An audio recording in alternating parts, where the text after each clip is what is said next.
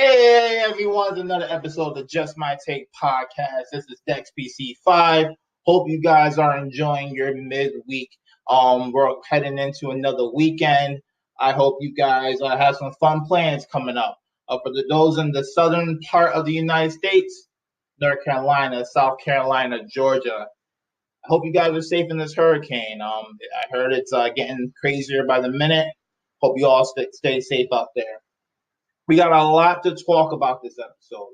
This episode may be one of the longest yet, but that's the thing about the midweek. About when you do a recording on a Wednesday night, you have to cover the stuff that happened the previous week, the stuff that's up now, and then some of the stuff for the upcoming weekend. But we got a lot of stuff for you, a lot of entertainment, a lot of drama, unfortunately some death, and sports. So we're gonna cover all that. First of all, before I get going on anything, I want to thank you for the support, the increase in viewership. Some people have actually listened to the episode and got back to me, told me where they're listening to the show from, leaving some reviews. I really, really appreciate that. You guys don't know how much time I think about this podcast and the topics at hand, just to entertain you guys, just to give you some knowledge, and to cover some stories that mainstream media is not covering. I think there's a lot of stuff that goes on that people just don't know about in their everyday lives. So this podcast kind of brings those things to light. So I really, really appreciate it. I want to first start out with an unfortunate death. For those who don't know, rapper Mac Miller passed away at the age of 26, and this one was a shocking one, just because obviously 26, he's very, very young, but he was struggling with some mental health, with some addiction issues, and then he died of a apparent overdose. Very, very young. I felt like he was coming to his own as an artist when he first started out. I think he was more into the partying, the party rap and all that stuff. He had a unique sound though. And his latest album, I've been listening to it, and it's pretty good actually. There's one song that I love. It's called 2009. The song of the album is very great, but if you go on YouTube, there's a video of Mac Miller, I think, in a library with some other people who play instruments, the cello, the violin, and the way you hear this song done with just the instruments, is beautiful. I love when artists do these type of songs with either instruments or a choir, just taking away the studio beats and stuff, just really just hearing the pure music of it. I suggest you go on YouTube and check it out. I love it. Mac Miller, for those of you who don't know, he also went out with Ariana Grande, who's a mega pop star. And for those who are blaming Ariana for the death, you gotta cut that shit out. You gotta cut that shit out. She had no. You can't do that. You gotta leave that girl alone.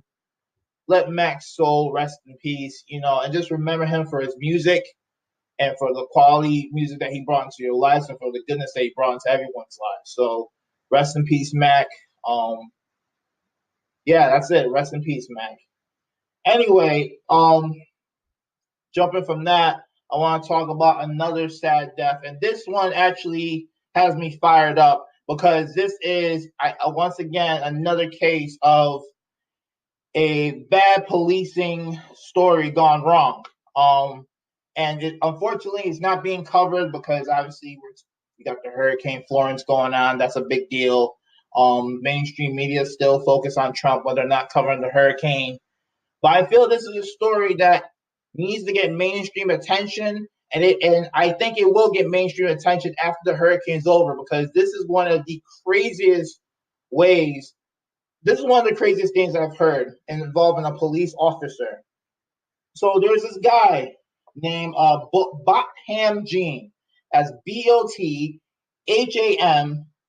Jean. Jean is his last name. Young black guy. He went to school in Arkansas, went to college in Arkansas. I think kept to himself. He's 26 years old. He native from St. Lucia, attended Harding University. He relocated to Dallas, Texas, where he took a job at PwC, PricewaterhouseCoopers, the accounting firm, audit firm, big time. So he had a regular corporate job, clean record. Just I would say the picture perfect corporate guy. Just working during the week, chilling on the weekend, just like everybody, mostly every other American in this country. And the reason why his death is so bad is the way he died. So, a Dallas police officer, Amber Geyer, 30 years old, she was off duty and she lived downstairs from Botham Jean in the same building. She entered his apartment thinking that was her own. She thought that he was an intruder and shot Jean in the chest and abs, ultimately killing him. I'm going to say this again so you guys can understand what I'm saying here. Off-duty police officer living in an apartment complex goes on the wrong floor and goes into an apartment thinking that it's hers.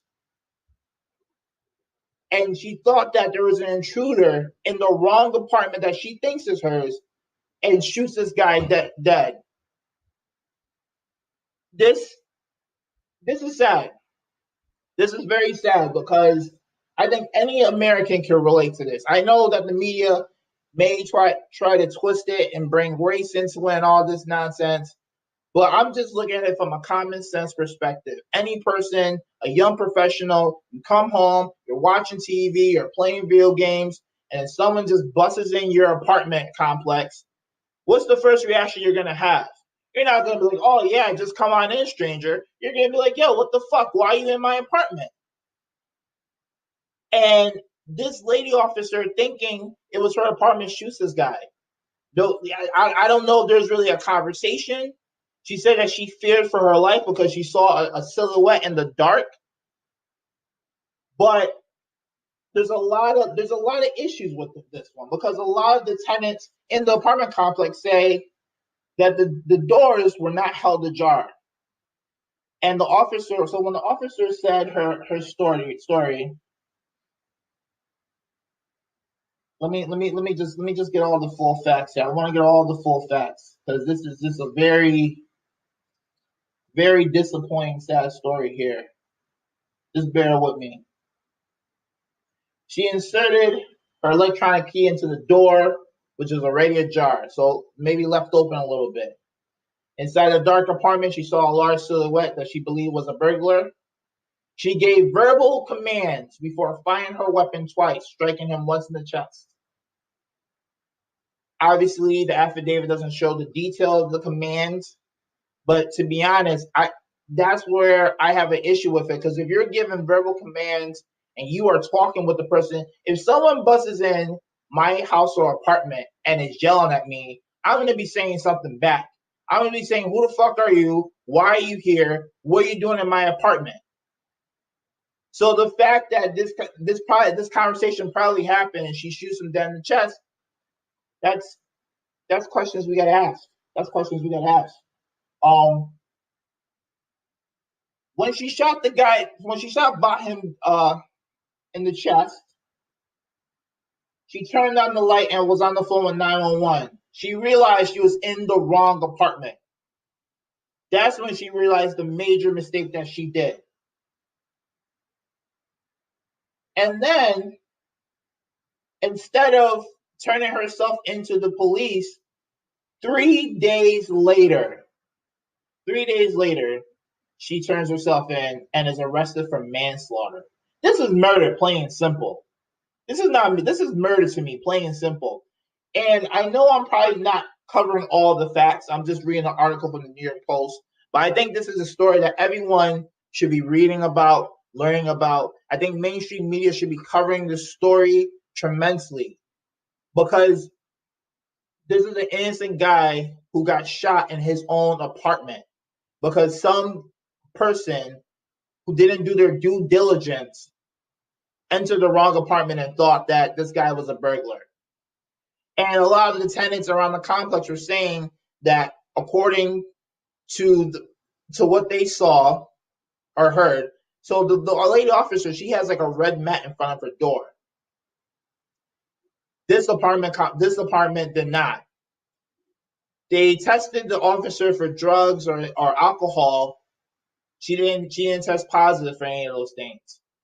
So she was claiming that she was so tired that she couldn't notice that she was entering the wrong apartment, and then decided to just shoot. It's very sad. It's very, very sad. And the way that it was handled by the Dallas police, the fact that she got to go 3 days later and turn herself in instead of an immediate arrest. There's rumors that she knew the district attorney as well. So who knows if there's favoritism? I suggest you just look up this guy's story. It just recently happened. I wanted to bring this story to light because these are some of the stories that obviously mainstream media does not bring up, which is a shame. These are some of the issues that people have with the police. I think a lot of people tend to think some policemen, not all, but some police people are very trigger happy. They shoot first, ask questions later. This is a prime example. But hey, I want you guys to look at the facts yourself. I'm not going to get into the political aspect of it too much. I'm trying to stay away from that on my show. But this, to me, is where I feel the officer received preferential treatment, and there's a big issue here. And it's a white police officer, black male. I hate to bring race into it, but sometimes you gotta call a spade a spade. If the roles were reversed, if it was, say, black male, white lady, and this happened, I feel this would be a bigger news story, and that's sad in America. That's just how America is, which I don't like. I feel that this guy's Botham Jean, he comes from a nice affluent family, and I just feel sad for the mother because like you come from a foreign country, you raise your kid's doing well, fine, starting off in life. He's working at PwC, which is a reputable accounting firm, and you hear that he died because someone didn't recognize it was their own apartment. They just bursted in and shot your son. What the fuck is that? And then the police, that officer is getting preferential treatment. There's no arrest on the spot. The officer is able to just turn herself in a couple of days later because she's an officer. This is for people who question why Kaepernick is doing what he's doing. This is one of the examples, and this is why I wanted to bring it up, not to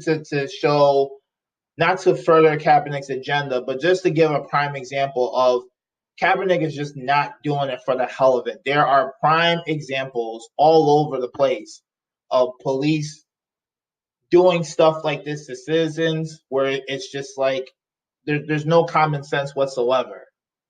So that's one of the reasons why Kaepernick is protesting. But I want you guys to look up this story. The name is Botham, Botham Jean, Gean. I mean, Google his name, you'll see it. It's on the front page of the Dallas News. Very clean cut guy. I'm glad that there's a picture of him just in his suit. He's very clean record. There's no pictures of him doing like a gang sign or a thug sign or any of that stuff that the media always tries to portray. This is a normal, clean cut guy. And the fact that, like, I think about this story and I'm like, damn, but a couple years ago, I was in my apartment complex just hanging out in my apartment playing FIFA. And what if someone just bursts into my apartment? My first reaction would be like, what the fuck is going on here? I would just freak out. I wouldn't be like, oh, yeah, just come on in and just hang out for a stranger. No. Especially if they had a gun, I'd be freaking out. So what reaction did the late officer expect when she was given verbal commands? You're busting in to an apartment that wasn't yours. And instead of, you could have went outside, you could have called the police. Instead, you just burst in and you shoot the guy. And now he's dead. I don't know. There's a lot of facts that need to be found in the story. I hear that there's some rumors that this lady officer used to date this guy. So who knows if it's a jilted lover type of thing. I don't know. There's rumors about it. I just want to see the facts of it. I told you most of the facts. Look it up. And yeah, just check it, because this is a story that I feel needs to get more attention, because it's just very sad. You got people getting shot up in their apartment doing nothing. It's disgusting. To me, it's disgusting. So anyway, I want to get into some lighter topics. Because we do have some lighter topics, some good other stuff I want to talk about. Let's talk about the recent rap beef that's happening right now. So, Nicki Minaj and Cardi B fought at the New York Fashion Week. Cardi B was throwing shoes at Nicki Minaj. She got a lump on her face from it. At this point, this happened over the weekend. At this point, midweek, Nicki Minaj has said her piece on Queen Radio. I think while society is enjoying this beef, I think we're starting to get sick of it. We're starting to get sick of it. And to me, like I mentioned a few episodes back, Nicki Minaj, you're at the point where you are a hip hop legend in the female aspect. You can be a mogul. Team up with Cardi B, be the two hottest female MCs in the game, and kill the game together. There doesn't have to be a number one and number two. You can do the same thing that the male side does. Because on the male side, yes, Drake is the number one artist based off records and sales. But there's many people who say, you know what, Drake is the highest selling, but Kendrick is probably the best lyrical. There's J. Cole in there too. And I'm sure there's other rappers that I'm not even bringing up in this new era of rap that are making a killing on sales. But the thing is that there's something for everybody. There's a rapper for everybody, and they're all sharing the spotlight together. Nicki Minaj needs to offer that olive branch, in my opinion, to Cardi B, dead the beef, and these two females should just kill the game and make as much music and make as much money together until a new wave of female MCs come. Because there's always going to be a new wave of female MCs. Just like when Nicki Minaj was coming on the come up, there was Eve, there was Trina, there was Missy Elliott. And then, if you the era before, Foxy Brown, Lil' Kim. So there's always people on the come up. So I think right now they're in a good situation where there's not as much competition. I mean, yeah, you got Remy Ma, you got Raspberry. I hope I'm saying her name right. But they're not generating as much sales compared to Nicki and Cardi B. So I think they should stop fighting with each other and take the money. Take the money and run and make as much money as possible. Anyway, another fight that supposedly happened was Mary J. Blige versus Faith Evans. That is a rumor. That is officially a rumor. Mary J. Blige said that's fake news. There was no fight at all. So that did not happen at New York Fashion Week. Over the weekend, Drake was doing a concert. Meek Mill came out. They hugged it out, gave dap to each other. They squashed the beef. So that beef is now officially over between Meek Mill and Drake. You'll probably see them doing some music together. I think Drake, he obviously won that. He won that feud. But Meek Mill is kind of on a different wave now. He just got out of jail. He's talking about prison reform. He's doing more of the socially conscious rap right now. So I don't think getting into doing another round with Drake is in his best interest. I think he has a good lane right now with the social conscious, given what he dealt with in his recent prison term. So I think it's better to squash the beef. And then, who knows, maybe use Drake to bring more awareness to your cause. And then also, I don't know what's going on between Eminem and everybody. I haven't really heard any diss tracks. Maybe I'm a little late on it. I've been waiting for Joe Budden to make a diss track. I heard his podcast. He kind of went in on Eminem about the behind the scenes in last week's podcast. But as Remy Ma said on a show called State of the Culture, Joe Budden still needs to make a diss track. So Joe Budden is going to come out and say that in the past decade, he's been better than Eminem. I think that warrants a diss track to prove it. And I'm starting to think maybe Eminem did all this stuff just for a new album rollout. It tends to happen with artists. They create controversy to get people talking about them, just like I am right now. And then boom, they drop the album, and then they kind of go away for a little bit.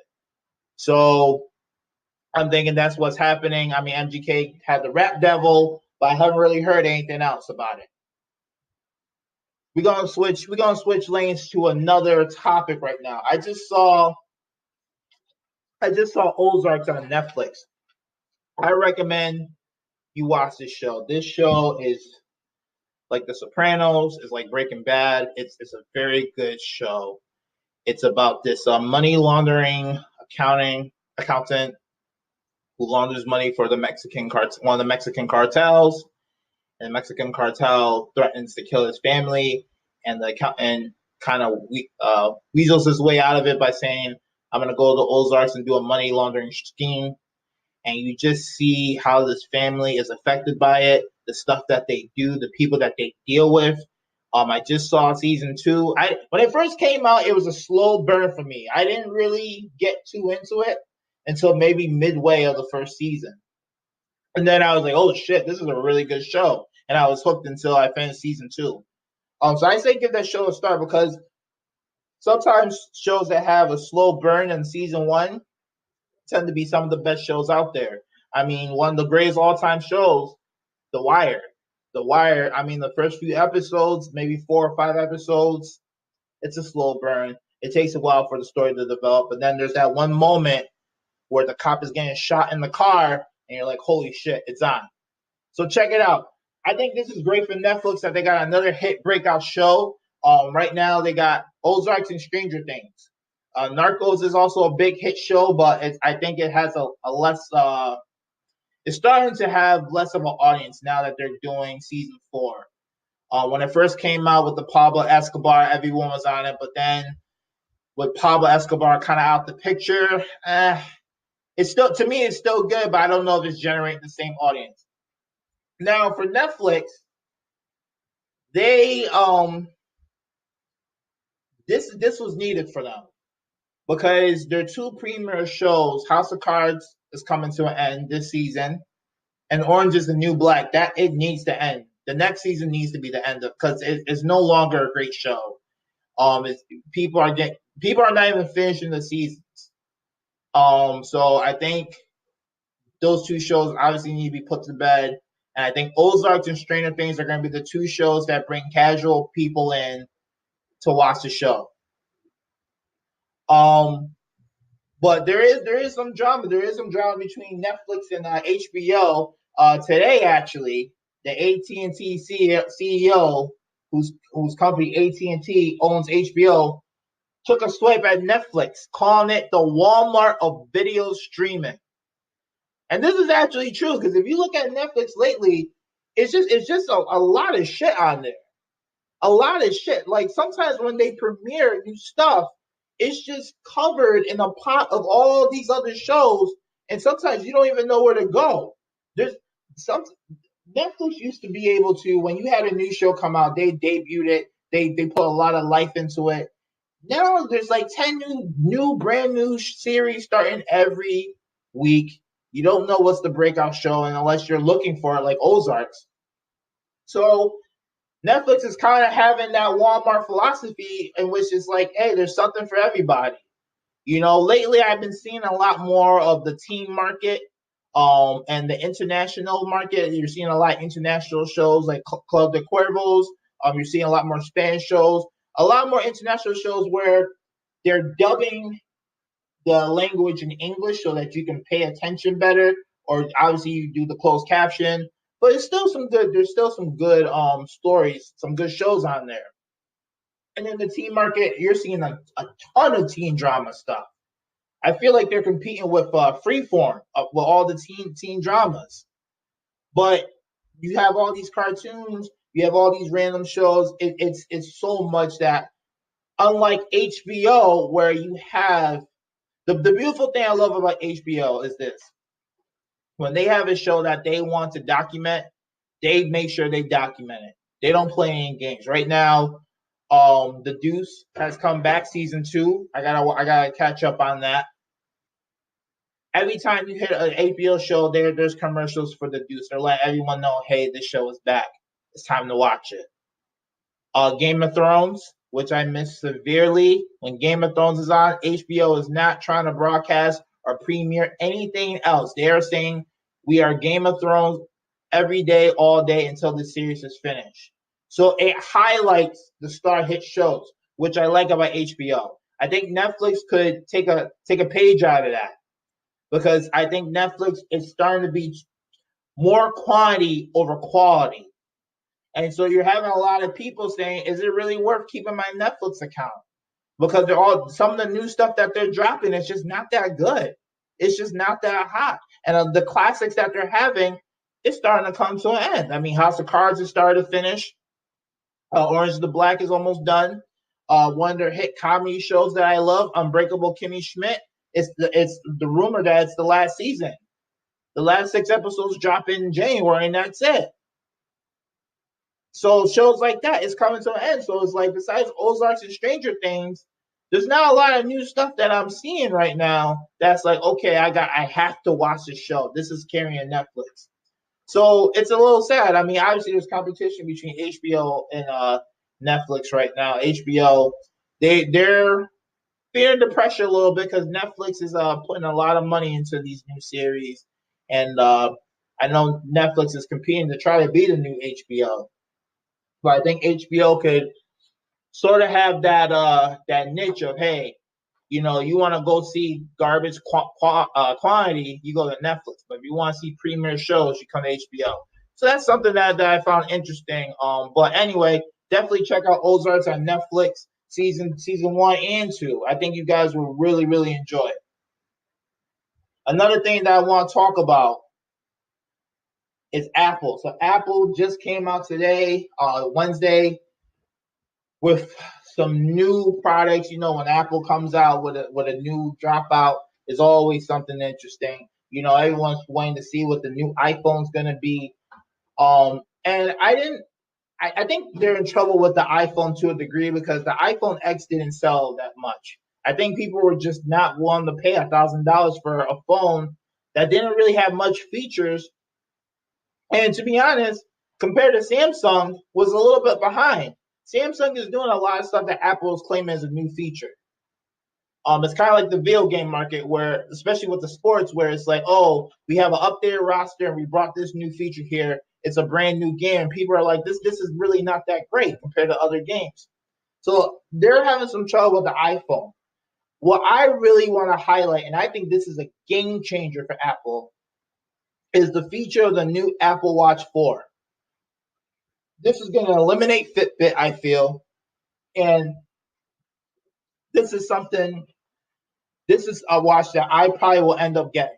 So one of the major features of this new Apple Watch 4, besides monitoring your fitness and all that stuff, is that it can monitor heart rhythms to detect heartbeats, especially irregular heartbeats. So essentially, it can do an echocardiogram reading. That's amazing. That's a lifesaver. All right, that is a lifesaver. From experience, some of my friends know last year I had a scare myself with heart rhythms, irregular heartbeats, and stuff like that. I had to get a procedure done. It's very common in young males like myself, especially big guys like myself. So this is a game changer to have a watch that can detect the heartbeats ahead of time, so that you can go to the doctor. And here's another great thing too. You can actually take the summary of the heartbeat reading, put it in PDF form, and send it to your doctor. So your doctor has the reading. So if there's an issue, you can be like, hey, doc, this is what I got on my watch right now. Real-time data. This is a game changer. This is what the fuck I'm talking about when I want my technology to work for me to make my life better. This is beautiful from Apple. And when this, I'm getting this watch, because even though luckily nothing has happened with the heart rhythms, I think it's still good to have. The fact that if it starts to arise again, I can prove to my doctor, hey, this is happening. See the PDF, the heart readings on there. I feel this is the first step in outside tech companies like Apple, like Google, Facebook, using their technology to fully connect with the medical field. I think there's a lot of great tech in the medical field. I think a lot of people like myself want to have a gadget in which if there's issues, I can send real-time data to my doctor. So when I call my doctor and say, hey, I'm having issues with X, Y, and Z, by the time I show up, my doctor has real-time data of what's wrong with me. And that can also help the doctors, who do an amazing job as it is, have better data, better material to help diagnose you better. So all in all, it's a win-win for everybody. It's saving lives, it's helping people. So this is one of the first steps. So I really commend Apple for doing this. I know they've been doing the Apple Health for a little bit. It's kind of been competing with Fitbit in terms of tracking the health and all that stuff. But this, having the echocardiogram to monitor heartbeats, especially irregular heart rhythms, that's a game changer. Because this is a big issue that's happening all around America. It's a quiet issue that a lot of people don't know, but this is actually a big issue. So I actually like that this Apple Watch is coming with it. I'm actually going to get this new watch myself. The next issue that I want to talk about is we're going to get into sports a little bit.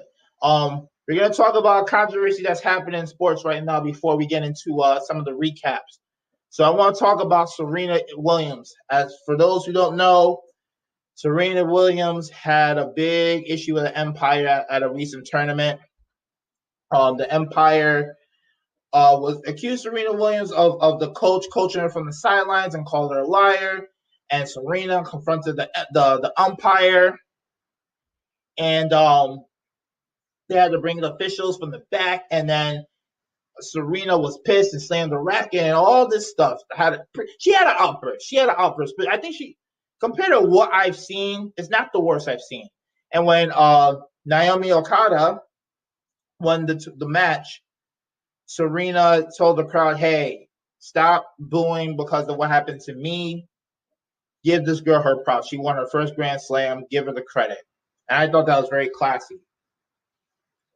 Now, there's some people who are criticizing Serena Williams. There's this one asshole that made in Australia who works for a newspaper who made a cartoon pretty much showing Serena in ape-like form, doing the outburst and all that stuff.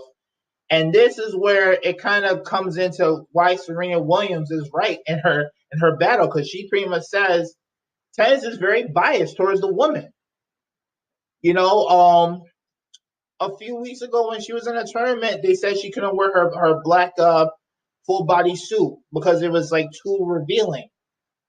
But the men are able to take their shirts off and do whatever. The men are able to have outbursts. This is why I think tennis is bullshit. This is why I think tennis needs to get their act together. They need to modernize it. They need to be modern instead of trying to act like a stupid ass country club. Because I'm hearing rumors now that the tennis umpires want to boycott Serena Williams matches. They now want to boycott her matches because of what happened, the episode that happened with the Empire. I'm sorry, tennis. Isn't one of your famous stars, John McEnroe, known for famous outbursts? He was actually known for more of the famous outbursts than he was for his game of tennis. So to me, tennis needs to stop doing this uppity bullshit. They've had a history of stars, male and female, have outbursts towards the umpires or throwing their racket down. Why all of a sudden they're all up in arms about Serena Williams? Why is it? Is it because Serena Williams is a girl? And that's why all of a sudden they want to put their stances because she's a black girl, so they want to single her out. This is bullshit to me. This is where I'm like, tennis, there's obviously an agenda against Serena Williams, and I don't understand why, because Serena Williams is one of your biggest stars. It's Serena Williams, Rafael Nadal, Roger Federer. Those are like the three biggest stars that all the casuals hear on SportsCenter all the time. The Williams sisters. They've been dominating women's tennis for a long time. I mean, yeah, you can throw in Maria Sharapova, but it's mostly been the Williams sisters. They bring casual viewers like myself to watch the matches, pay attention to the highlights. At the end of the day, tennis is like any sport, especially the professionals. They need casual people to bring in more money to grow the game. So you have to protect your stars like Serena Williams. During the outburst, during what happened, the official should have been like, listen, let's talk about this at the end of the match. Let's move on. All right, I understand your issue. I disagree, but let's move on. When the game is over, we can sit in the private room and talk about it. And then handle it in-house. You didn't need to do this public display, embarrassing Serena. The Empire, I understand his side of things. He's probably embarrassed too because he feels like he was doing the right thing. But it was a bad look for tennis. And at the end of the day, casual people are going to watch and say, the Empire is wrong because most fans always blame the referees for something. That's just how it is.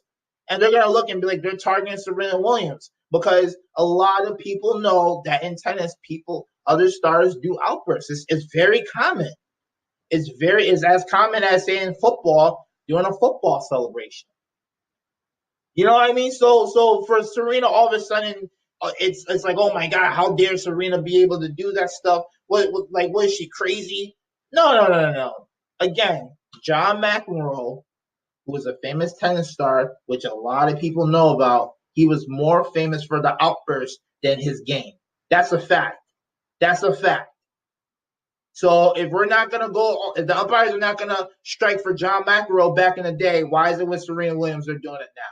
So I think tennis needs to figure this issue out. They need to figure it out quickly because if you're not gonna put Serena Williams, if you're not gonna protect her and she's not gonna show up to your tournament, you're gonna lose a lot of money. So yeah, you can stick with the umpire. Fans are not showing up to see the umpires. They're showing up to see Serena Williams, one of the greatest tennis players of all time play. That's just how it is. You have to protect your stars. The NBA does it with LeBron. The NFL does it with the quarterbacks. That's just how it is. If you are a star, if you are moving the bottom line for the sport, the higher-ups will make rules to protect you. That's just how the games are sometimes. Anyway, the last segment that I want to talk about is the weekend coming up. We got the football and football recap, or football and soccer recap. Let's get into the NFL. I want to talk about the football legend, the football god in my eyes, Aaron Rodgers. This guy had an amazing performance on Sunday night. Let me tell you something about Aaron Rodgers. I truly feel, and some Patriots fans are going to disagree, but I don't care. I truly feel Aaron Rodgers is better than Tom Brady, is one of the best quarterbacks I've ever seen, and in a head-to-head matchup, beat Tom Brady. Yeah, he's done it already. And in fact, there's quotes out there that Tom Brady himself admits that Aaron Rodgers is amazing, probably better than him.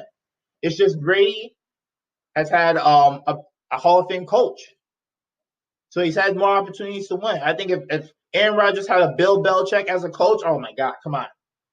We may be talking about Aaron Rodgers instead of Tom Brady as the greatest of all time. The ability of Aaron Rodgers, the way he plays the game, is just phenomenal. And that game was booming. I will give credit to the Chicago Bears. They got a good youth movement right now. Khalil Mack shows why he's the best defensive player in the league. I think the Raiders are fucking fools for getting rid of this guy. You're going to give 10-year, $100 million to John Gruden, a coach who was a bit subpar in his coaching record. The only Super Bowl win that he had was against his former team of last year. Of course he's going to know the schemes. Of course he's going to know how to beat the team. He was just the coach of the Raiders the previous year.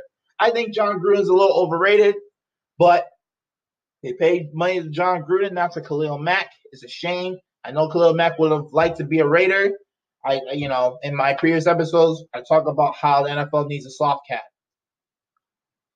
But anyway, it was a great game between those two teams. And games like that is going to continue to happen. I think the ratings for the NFL will jump back up. I know last year the NFL took a major, major hit in ratings. A big part of it was due to anthem protests. But here's another factor that a lot of people don't talk about, and I think was maybe even a bigger impact than the ratings hit. There were a lot of star players who were injured last year. Aaron Rodgers was out for the whole year. Deshaun Watson was out. Carson Wentz was out. J.J. Watt. When you got guys like that out, it dilutes the product. You're not seeing the best of the best play. That's like if you're watching the NBA and LeBron James, Kevin Durant, Porzingis, and Giannis and Steph Curry were all injured. Yeah, you still have other stars in the league, but it's like, damn, you're not seeing the best of the best play. It kind of robs you a little bit. So I think that was I think that's the reason why the ratings dipped. Honestly, I think that's a big reason why they did this, especially Aaron Rodgers. Like, as much as people hate LeBron James, people like to see him play. If LeBron James got injured this year, and I knock on wood, I hope he doesn't get injured, that affects the NBA big time. That affects the Lakers. That affects the whole league. You need a guy. You need LeBron James to be playing. In soccer, you need Cristiano Ronaldo, Lionel Messi to play. So when Aaron Rodgers was out last year, you're literally seeing one of the best stars of the league. You're not able to see him play week in, week out. And the Packers, I love my team, but without Aaron Rodgers, we're the worst team in football. I've never seen a management team do so little when they have a Hall of Fame quarterback in their squad. It's very, very sad. But that will be another episode for another time, talking about the Packers' misfortunes and how I feel, unfortunately, Aaron Rodgers will probably be stuck with one Super Bowl instead of having 3 because of the Packers' management. And not upping the defense, not bringing in stars, always trying to build through the draft. It's shit like that really disgusts me, because I think Aaron Rodgers, I think he still will go down as one of the best, but I can't compete with people who do the Super Bowl argument. I just can't. Anyway, I want to talk about my NFL games of the week. Week 2, the NFL is back in full form. I thought it was a good week for the NFL. A lot of exciting games. Week 2, I got 3 big matchups. First one, Giants versus Cowboys. To me, I don't think this is a big matchup. I don't think these two teams are going to do very well. But obviously, it's the New York Giants, the Dallas Cowboys. They move ratings. It's Sunday Night Football. You can't deny the appeal that these two teams have on the national media circuit. So that's going to be a big game of the week. Another game of the week, the Green Bay Packers versus the Minnesota Vikings. That's going to be a battle. I think the North is up for grabs. The Vikings won it. I think the Vikings, they could be a Super Bowl contender. I have them as a pick to go to come out the NFC for the Super Bowl. I think they got a very loaded team. But they're going against Aaron Rodgers. And Aaron Rodgers is playing. I don't know what they're talking about with this. He's questionable, and he's day-to-day. If Aaron can come back for the second half of that Chicago game and play, I'm sure he'll be ready for the Vikings, because that's a big matchup. And then another big matchup, the Jaguars versus the Patriots. The Jaguars, they are probably a team that after they lost the Patriots, they're probably like, damn, we could take this team. And they almost beat the Patriots in the AFC Championship game. I think they're going to look to prove that they are a serious contender this year. The Patriots are obviously always going to be a serious contender, but I think the Jags are going to prove that they are also a team not to be messed with. So I think those are my 3 NFL games of the week. Let me know what you think happens, and I'll discuss maybe some of the results next week. Anyway, the last thing I want to talk about, I know this has been a long episode, and I thank you guys for sticking with me. As one of my friends said on the Apple review, which I really appreciate, he said, this is like my one-stop shop to get all my up-to-date news on entertainment, sports, tech, everything. And I love that. And I think that's how I want my shows to be, to just kind of give you the stuff that's out there, some popular stuff, some stuff that you may not have heard about that's kind of been under the radar, just to bring more awareness to you and enlighten your week a little bit. Anyway, this year I'm trying to watch a lot more soccer. I've been reading a lot of soccer books, actually. I'm reading this book right now by Sir Alex Ferguson about leadership in his time at Manchester United. Sir Alex Ferguson is one of the best soccer coaches of all time. He was at Manchester United from England for, at least 20 years. So this guy has a lot of experience. He's one of the winners coaches in soccer. If you talk to any soccer fan, they know about Alex Ferguson. And so anyway, I'm reading his book. I'm halfway done. There's some good stuff. But what I want to talk about in soccer for this week because the international break has finished. They're back to league play, but the season is still just beginning, so we'll start to see things take form pretty soon. There is this federation called UEFA. It's the European Federation for soccer, for European soccer, and they're trying to do a lot of changes, and it got me thinking about the future of soccer in general, especially in Europe, because Europe is where the money's being made. That's like the premier. So for those who don't know, say if you are a baseball player, you start out in minor league. When you get to the majors, that's where you're making the big money, the stars, the lights. So in Europe, it's the big deal.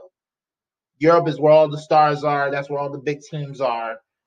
So UEFA, they're always trying to get money. I mean, I think FIFA as a corporation is very greedy in general, but all aspects of FIFA is greedy. But they are also a business. So I saw this story the other day that they're trying to work on a third soccer continental tournament. So right now they have the Champions League, the Europa League. The Champions League is you have Europe's best clubs in a tournament, compete to see who's the best of the best. And the Europa League is like the mid-tier. So it's kind of like, what would be the best analogy? It would kind of be like if it's the NBA and you have the tournament of the top 8 teams playing each other, like the conference semifinals. You have the top 4 teams of the NBA playing each other, but then the Europa League is like the mid-tier teams playing. That's the best I can kind of describe it. Anyway, they're trying to now have a third soccer tournament, which I think is overkill, but they're trying to really help the smaller nations out. You know, the nations like Cyprus and Liechtenstein and Belgium, trying to get their teams to get more soccer money, more exposure in Europe, maybe trying to do more like for like. They're also thinking about maybe doing the Champions League final in New York, which I think is fucking crazy, because that's the equivalent of the Super Bowl being played in Madrid, Spain, or Moscow, Russia. Like, Americans would never go for it. I don't know. I don't know why UEFA will even think about going to New York City. Yes, it would be a big boom in America, but you're just robbing the fans of the European soccer teams, and especially teams that if it's their first appearance in that final, that's not right. Why do they have to travel all the way to America to see their team in the final when they could travel maybe 2 or 3 hours and go see their team? So I don't know what they're doing there.